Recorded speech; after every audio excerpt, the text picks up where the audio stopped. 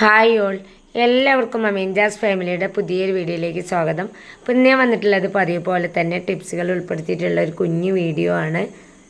വളരെ എളുപ്പത്തിലും എന്നാൽ കുറഞ്ഞ ചിലവിലും നമുക്ക് ചെയ്യാൻ പറ്റുന്ന കുറച്ച് ടിപ്സാണ് ഞാൻ ഈ ഒരു വീഡിയോയിൽ ഉൾപ്പെടുത്തിയിട്ടുള്ളത്. അപ്പോൾ ഞാൻ എന്നും പറയുന്ന പോലെ തന്നെ വീഡിയോ എല്ലാവരും ഫുള്ളായിട്ട് കാണാൻ ശ്രമിക്കുക. കാണുന്ന സമയത്ത് യൂസ്ഫുള്ളായിട്ട് തോന്നുകയാണെങ്കിൽ ലൈക്ക് ചെയ്യാനും ഷെയർ ചെയ്യാനും കമൻറ്റ് ചെയ്യാനും സബ്സ്ക്രൈബ് ചെയ്ത് സപ്പോർട്ട് ചെയ്യാനൊന്നും മറന്നു പോകരുത് കേട്ടോ. ഒട്ടും സമയം കളയാതെ നമുക്ക് ഇന്നത്തെ ഫസ്റ്റ് ടിപ്പിലോട്ട് പോവാം. ചില ബുക്കുകൾ വർഷങ്ങളോളം നമുക്ക് സൂക്ഷിക്കേണ്ടതായിട്ട് വരാറുണ്ട്. അങ്ങനെ വർഷങ്ങളോളം സൂക്ഷിക്കേണ്ട ബുക്ക് ചെതലരിക്കാതെ ഉറുമ്പരിക്കാതെയൊക്കെ നമുക്ക് കീപ്പ് ചെയ്യാൻ പറ്റുന്ന സിമ്പിളായിട്ടുള്ള ടിപ്പാണ് കേട്ടോ ഞാൻ ഷെയർ ചെയ്യുന്നത്. അപ്പോൾ ഞാനൊരു ബുക്ക് എടുത്തിട്ടുണ്ട്. എന്നിട്ട് ഇതുപോലെ ഒന്ന് മറിച്ചു കൊടുത്തതിന് ശേഷം അവിടെ ഇവിടെയൊക്കെ ആയിട്ട് പൗഡറാണ് ഇട്ട് കൊടുത്തിട്ടുള്ളത്. അപ്പോൾ നിങ്ങൾക്ക് അതിൽ കാണുന്നുണ്ടാവും ഞാൻ ആദ്യം ഇട്ട് കൊടുത്തിട്ടുള്ള പൗഡർ തന്നെ അവിടെ ഉണ്ട്. എന്നാലൊരു 2-3 മാസമൊക്കെ കൂടുമ്പോൾ ഇതുപോലെ നമ്മൾ മറിച്ച് ഒന്ന് ഇട്ട് കൊടുത്താൽ മതി. ഞാൻ ആ ഒരു ഭാഗമൊക്കെ ഫില്ല് ചെയ്തതിന് ശേഷം ഏറ്റവും കൂടുതൽ ഉറുമ്പരിക്കുന്നൊക്കെ ഒരു ഭാഗം ഈ ഒരു സൈഡാണ്. അവിടെ ഇതുപോലെ പൗഡർ ഇട്ട് കൊടുത്തതിന് ശേഷം കൈ വെച്ചിട്ട് നന്നായിട്ടൊന്ന് സ്പ്രെഡ് ചെയ്ത് കൊടുക്കുന്നുണ്ട്. ഞാൻ ഈ ഒരു ബുക്ക് വാങ്ങിയിട്ട് ഏകദേശം 7 വർഷത്തോളം ഈ ഒരു ബുക്കിന് പഴക്കമുണ്ട്. ഓപ്പൺ സ്പേസിലാണ് ഞാനിത് കീപ്പ് ചെയ്തിട്ടുണ്ടായിരുന്നത്.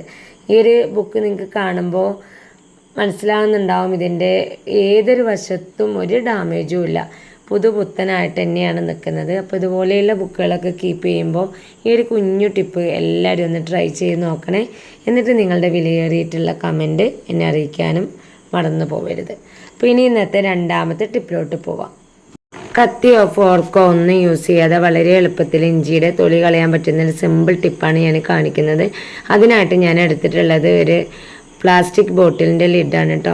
എന്നിട്ട് വീഡിയോയിൽ കാണുന്ന പോലെ ഇതുപോലെ ഒന്ന് പിടിച്ചിട്ട് നമ്മൾ ചെയ്യുന്ന സമയത്ത് തന്നെ വളരെ എളുപ്പത്തിൽ തന്നെ ആ ഒരു തൊലിയൊക്കെ നമുക്ക് റിമൂവായിട്ട് കിട്ടും.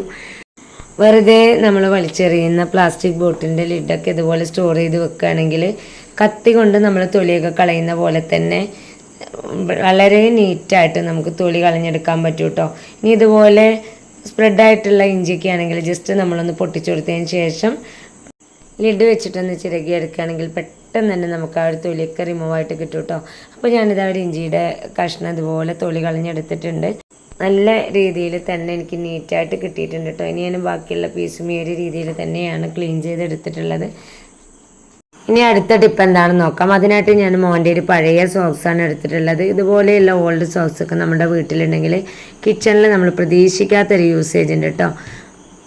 സോക്സ് കട്ട് ചെയ്തിട്ടും കട്ട് ചെയ്യാതെ നമുക്ക് ആ ഒരു ടിപ്പ് ചെയ്യാൻ പറ്റും. ഇപ്പോൾ ഞാൻ 2 രീതിയിലും ഈ ഒരു വീഡിയോയിൽ കാണിക്കുന്നുണ്ട്. നമ്മുടെയൊക്കെ കിച്ചണിൽ ഒഴിച്ചു കൂടാനാവാത്ത ഒന്ന് തന്നെയാണ് കുക്കിംഗ് ഓയിൽ. സ്ഥിരമായിട്ട് നമ്മളത് യൂസ് ചെയ്യുന്നതുകൊണ്ട് തന്നെ എത്ര നീറ്റാക്കി നമ്മൾ കൊണ്ടുപോകുന്നാലും അതിൻ്റെ സൈഡിലൊക്കെ ഇതുപോലെ എണ്ണമയം വരാറുണ്ട്. മാത്രമല്ല നമ്മൾ പെട്ടെന്ന് എടുക്കുന്ന സമയത്തൊക്കെ നമ്മുടെ കയ്യിൽ നിന്ന് ആ ഒരു എണ്ണമയം കൊണ്ട് പെട്ടെന്ന് താഴെ വീണ് പോവാനും ഓയിലൊക്കെ വേസ്റ്റായി പോകാനുള്ള ചാൻസ് കൂടുതലാണ്.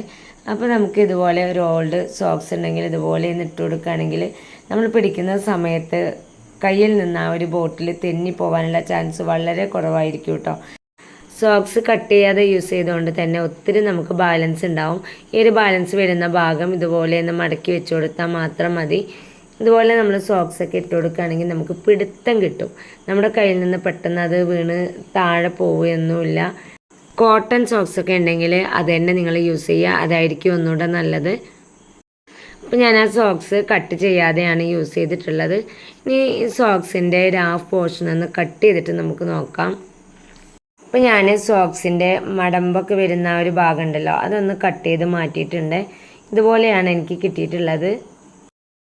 ഇനി ഇത് നമുക്ക് ബോട്ടിലേക്ക് ഇട്ട് കൊടുക്കാം. ഇപ്പം നമ്മൾ സാധാ സോക്സ് ഇടുമ്പോൾ ടോപ്പിൽ വരുന്ന ഒരു ഭാഗം ഉണ്ടല്ലോ അതാണ് കേട്ടോ ആദ്യം ഞാൻ ബോട്ടിലേക്ക് കയറ്റി കൊടുക്കുന്നത്. അതുപോലെ തന്നെ കട്ട് ചെയ്തിട്ടുള്ള ഭാഗം അടിയിലേക്ക് വരുന്ന രീതിയിൽ വേണം ബോട്ടിൽ ഇട്ട് കൊടുക്കാനായിട്ട്.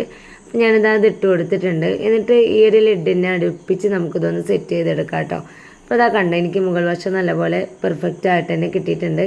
അടിയിൽ കുറച്ചുകൂടെ ബാലൻസ് ഉള്ളതുകൊണ്ടാണ് ഇത് കറക്റ്റ് നിൽക്കാത്തത്. അപ്പോൾ ഞാൻ വീണ്ടും അത് കട്ട് ചെയ്യാൻ നിന്നിട്ടില്ല. പകരം ഈ ഒരു ഭാഗം മടക്കി എടുക്കുകയാണ് ചെയ്തിട്ടുള്ളത് കേട്ടോ. ഉള്ളിലേക്ക് മടക്കി കൊടുക്കുകയാണ്. ഇങ്ങനെ 2-3 മടക്കിയതിന് ശേഷം മുകളിലേക്ക് വരുന്ന രീതിയിലേക്ക് എത്തിച്ചു കൊടുത്തിട്ടുണ്ട് കേട്ടോ. ഞാൻ അടിവശം മടക്കി കൊടുത്തിട്ടുണ്ട്. ഈ ഒരു ബോട്ടിലിൻ്റെ അടിവശത്തേക്ക് സോക്സ് ഇല്ല കേട്ടോ, അടിയിൽ നിന്ന് കുറച്ച് മാറ്റിയിട്ടാണ് ഞാൻ സെറ്റ് ചെയ്തെടുത്തിട്ടുള്ളത്. ഇതുപോലെ നമ്മൾ സോക്സൊക്കെ വെച്ചിട്ട് ചെയ്യുകയാണെങ്കിൽ എണ്ണയൊക്കെ ഉണ്ടെങ്കിൽ കൂടിയിട്ട് നമ്മുടെ കയ്യിൽ നിന്ന് ആ ഒരു എണ്ണയുടെ ക്യാന് താഴെ വീണ് പോകാനുള്ള ചാൻസ് വളരെ കുറവായിരിക്കും. മുട്ടങ്ങ പുഴുങ്ങി കഴിഞ്ഞിട്ട് നമ്മൾ തോട് കളയുന്ന സമയത്ത് കറക്റ്റായിട്ട് നമുക്ക് തോട് പൊളിക്കാൻ കിട്ടാണ്ട് വരാറുണ്ട്. അപ്പം അതൊന്നും ഇല്ലാണ്ട് നമുക്ക് വളരെ എളുപ്പത്തിൽ ഒട്ടും ഡാമേജ് ഇല്ലാതെ നല്ല ക്ലീനായിട്ട് തോട് കളഞ്ഞെടുക്കാൻ പറ്റുന്ന സിമ്പിളായിട്ടുള്ള ടിപ്പാണ് കേട്ടോ. അപ്പോൾ ഞാൻ മുട്ട പുഴുങ്ങാനായിട്ട് എടുത്തിട്ടുണ്ട്. 2 മുട്ടയാണ് എടുത്തിട്ടുള്ളത്. അതിലേക്ക് ഞാൻ കുറച്ച് കല്ലുപ്പാണ് ആഡ് ചെയ്ത് കൊടുത്തിട്ടുള്ളത്. ഇനി ഇതിലേക്ക് ഒരേ ഒരു ഇൻഗ്രീഡിയൻസ് കൂടി നമ്മൾ ചേർത്ത് കൊടുക്കണം. ഇനി ഞാനിതിലേക്ക് ആഡ് ചെയ്ത് കൊടുക്കുന്നത് വെളിച്ചെണ്ണയാണ്. ഫ്രഷ് ആയിട്ടുള്ള എണ്ണയല്ല കേട്ടോ ചേർത്തിട്ടുള്ളത്. ഒരു പ്രാവശ്യം ഞാൻ കുക്ക് ചെയ്തിട്ടുള്ള ബാലൻസ് വന്നിട്ടുള്ള ഓയിലാണ്. ഇനി ഇതൊന്ന് വേവിച്ചെടുക്കാം. മുട്ടയ്ക്ക് എനിക്ക് വെന്ത് കിട്ടിയിട്ടുണ്ട്. ഞാനിപ്പോൾ ഇത് തോട് കളയാണ് കേട്ടോ. വളരെ എളുപ്പത്തിൽ തന്നെ നമുക്ക് ഒട്ടും ഒട്ടിപ്പിടിക്കാതെ നല്ല ക്ലീനായിട്ട് തൊലിച്ചെടുക്കാൻ പറ്റുന്നുണ്ട്. മാത്രമല്ല മുട്ടയൊന്നും പൊട്ടി ഒലിക്കുകയോ ഒന്നും ചെയ്തിട്ടില്ല. നല്ല പെർഫെക്റ്റായിട്ട് തന്നെ എനിക്ക് തോട് കളഞ്ഞെടുക്കാൻ പറ്റിയിട്ടുണ്ട്. ഇനി ഇന്നത്തെ അവസാനത്തെ ടിപ്പിലോട്ട് പോവാം. അതും സോക്സ് വെച്ചിട്ടാണ് കേട്ടോ ചെയ്യുന്നത്. ഇത്രയും നാൾ നമ്മൾ ഉപയോഗിച്ചിട്ടും നമ്മൾ ശ്രദ്ധിക്കാതെ പോയിട്ടുള്ള ഒരു സൂപ്പർ ടിപ്പാണ് ഞാൻ ഷെയർ ചെയ്യുന്നത്. പിന്നെ ഞാൻ എടുത്തിട്ടുള്ളത് ഇതാ, നമുക്ക് ജാമൊക്കെ വാങ്ങുമ്പോൾ കിട്ടുന്ന ഒരു ബോട്ടിലുണ്ടല്ലോ, അതിൻ്റെ ഒരു ബാക്ക് സൈഡ് ഇതാ ഞാനിതൊന്ന് കട്ട് ചെയ്ത് എടുത്തിട്ടുണ്ട്. അത് ഞാൻ ഈ ഒരു സോക്സിനുള്ളിലേക്ക് ഇതുപോലെ ഒന്ന് ഇട്ട് കൊടുത്തിട്ടുണ്ട്. ഇനി ഞാനിതിലേക്ക് ആഡ് ചെയ്ത് കൊടുക്കാൻ പോകുന്നത് സാധാരണ അരിയാണ് കേട്ടോ. ഇനി ഇതുപോലെയുള്ള പാത്രങ്ങൾ കയ്യിലില്ലെങ്കിൽ ഒരു ബോട്ടിൽ കട്ട് ചെയ്ത് യൂസ് ചെയ്താലും മതിയാവും. അപ്പം ഞാനിതാ ഇത്രയും അരിയാണ് ഇതിലേക്ക് ആഡ് ചെയ്ത് കൊടുത്തിട്ടുള്ളത്. ഇനി ബാലൻസ് വരുന്ന ഭാഗം ഒന്ന് ടൈ ചെയ്തെടുക്കാം. നന്നായിട്ട് ടൈറ്റായിട്ടോ നല്ലപോലെ ലൂസായിട്ടോ കെട്ടരുത്.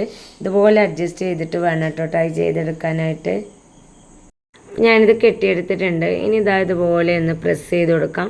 ഇനി നമ്മുടെ കയ്യോ കാലോ എവിടെയെങ്കിലും തട്ടിയിട്ട് നീല നിറോ അതല്ലെങ്കിൽ നീരൊക്കെ വേദന ഉണ്ടാവുകയൊക്കെ ചെയ്യുന്ന സമയത്ത് നമുക്ക് ഇത് വെച്ചിട്ട് വളരെ സിമ്പിളായിട്ട് തന്നെ നമുക്ക് ആ വേദനയൊക്കെ മാറ്റിയെടുക്കാൻ പറ്റും കേട്ടോ. അപ്പോൾ ഞാൻ അതിനായിട്ട് ഇതാ ഒരു പാന് അടുപ്പത്ത് വെച്ചിട്ടുണ്ട്. ലോ ഫ്ലെയിമിലിട്ടിട്ട് പാന് നല്ലപോലെ ഒന്ന് ചൂടാക്കി കൊടുക്കാം. അപ്പോൾ ഒത്തിരി അങ്ങോട്ട് ചൂടാവരുത്, നമ്മുടെ കൈ വെച്ചിട്ട് തൊടാൻ പറ്റുന്ന ഒരു ചൂടായിരിക്കണം കേട്ടോ. അപ്പോൾ എനിക്കിതിപ്പോൾ കറക്റ്റ് ചൂടായി കിട്ടിയിട്ടുണ്ട്. അതിന് ശേഷം ഞാൻ ഫ്ലെയിം ഒന്നുകൂടെ ഒന്ന് ഡൗൺ ആക്കി കൊടുത്തിട്ടുണ്ട്. അതിലേക്ക് നേരത്തെ നമ്മൾ ടൈ ചെയ്ത് വെച്ചിട്ടുള്ള അരി ഇട്ട് കൊടുത്തിട്ടുള്ള ഒരു സോക്സ് ഉണ്ടല്ലോ, അത് ഇതുപോലെ ഒന്ന് വെച്ച് കൊടുക്കാം. എന്നിട്ട് നമ്മളിത് ആ കൈ വെച്ചിട്ടൊന്ന് തിരിച്ചു മറിച്ച് അതൊന്ന് ചൂടാക്കി എടുക്കാം. ഈ ഒരു സോക്സ് നന്നായിട്ടൊന്ന് ചൂടായി വരുമ്പോൾ നമുക്ക് വേദനയുള്ള ഭാഗത്തോ അല്ലെങ്കിൽ നീര് വന്നിട്ടുള്ള ഭാഗത്തോ വെച്ചിട്ട് സാധാരണ നമ്മൾ ചൂട് കുത്തുന്ന പോലെ ഒന്ന് പിടിച്ചു കൊടുക്കുകയാണെങ്കിൽ പെട്ടെന്ന് തന്നെ നമുക്ക് ആ ഒരു വേദനയോ നീരും ഒക്കെ മാറിക്കിട്ടും. അപ്പോൾ ഇന്നത്തെ ടിപ്സ് നിങ്ങൾക്ക് എല്ലാവർക്കും യൂസ്ഫുള്ളായി കാണുമെന്ന് വിചാരിക്കുന്നു. ഇത്രയും നേരം എൻ്റെ വീഡിയോസ് കണ്ട് സപ്പോർട്ട് ചെയ്ത എല്ലാ കൂട്ടുകാർക്കും ഹൃദയം നിറഞ്ഞ നന്ദി. ഇൻഷാ അല്ലാഹ് അടുത്തൊരു കിടിലൻ വീഡിയോസുമായിട്ട് ഞാൻ വീണ്ടും വരാം. Thank you. Thanks for watching.